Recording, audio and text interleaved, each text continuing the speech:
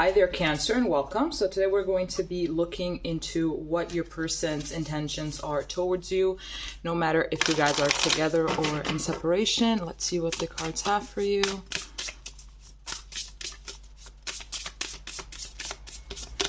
Okay, so here we have mutable, surrender, fluidity, and welcoming change.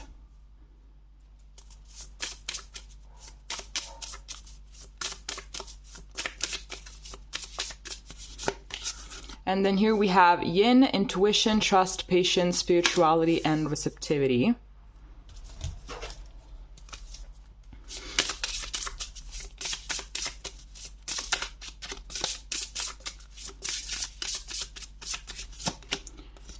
Here we have manifestation, number 22, breaks down to a 4.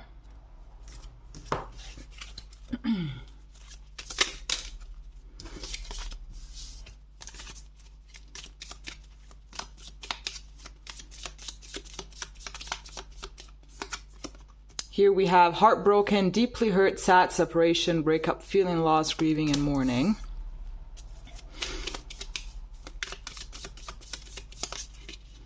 And then here we have I like you, someone likes you, romance is blooming, fun, flirting, want to date.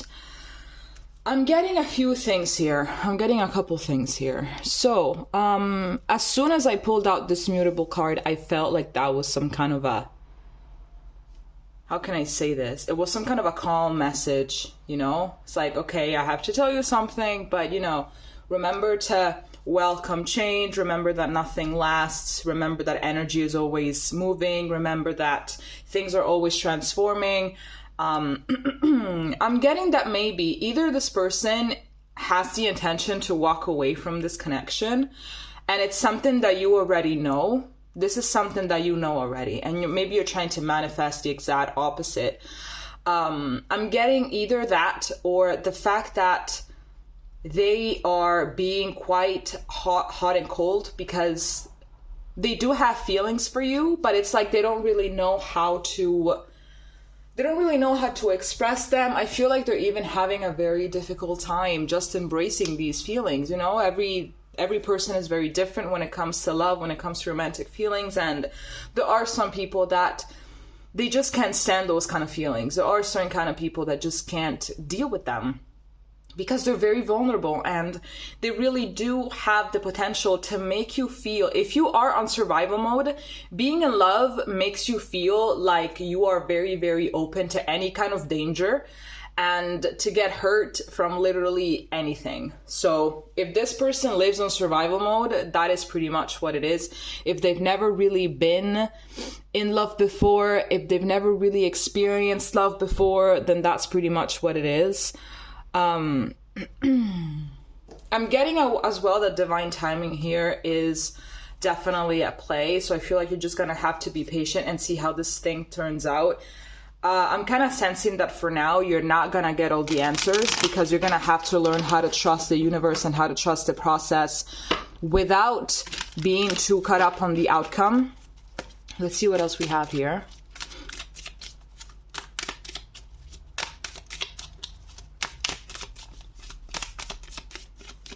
Okay, so here we have the 9 of Wands.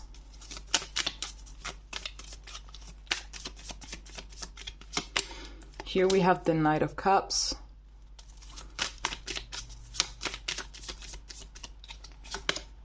Here we have Justice.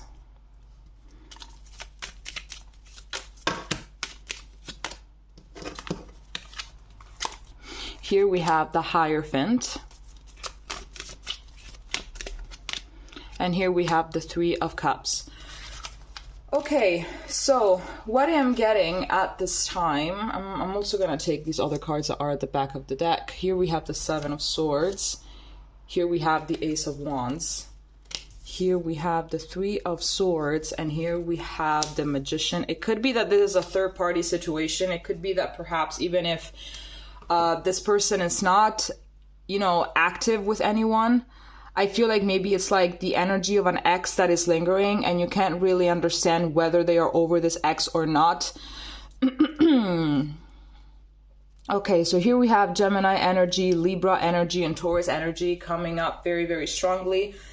These might be one of those signs that you are dealing with. I really do feel like there are some loving feelings here, but it's like they're not really willing at this time to just let go and just embrace them.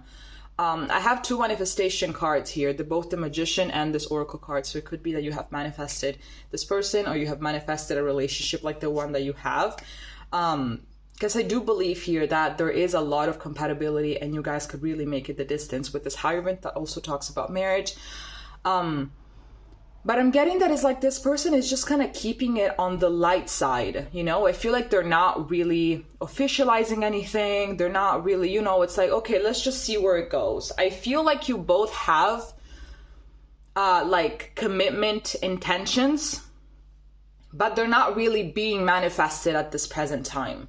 It's not really happening at this present time. It could be that you have been waiting a little bit for this person to say, okay, we're official, or let's move in together, let's get engaged, let's get married. Depends on where you are on your journey with this person. But I'm getting that that's not really happening. It's like it's still being kept on the very light side. And maybe it could be that you are thinking that perhaps this person is having someone else, because like, why is this person not giving me commitment? Why are we not, you know, moving this relationship forward? So it could be as well that, you know, these cards are coming up here about a third party. It's just, you know, you thinking that maybe there is someone else. I'm just getting that this person is very, very, very protected. I feel like they're very, very protected. It's like they can't just manage to let go and to believe that it's safe to love, that it's safe to be vulnerable. It's like they know it in their conscious awareness, but like their inner narrative, it's still the same. Their inner narrative, it's still very much on survival mode. Their inner narrative is very on the lookout, is very paranoid, is like always looking over its shoulder. It's like, no, something is gonna go wrong. You know, all of these destructive thoughts that they have. And I'm getting that this is basically a lesson for them. You know, they have to learn how to let go, because here we have the Justice card right in the middle. So there are some strong karmic elements in this relationship, and this is definitely something that you already know about.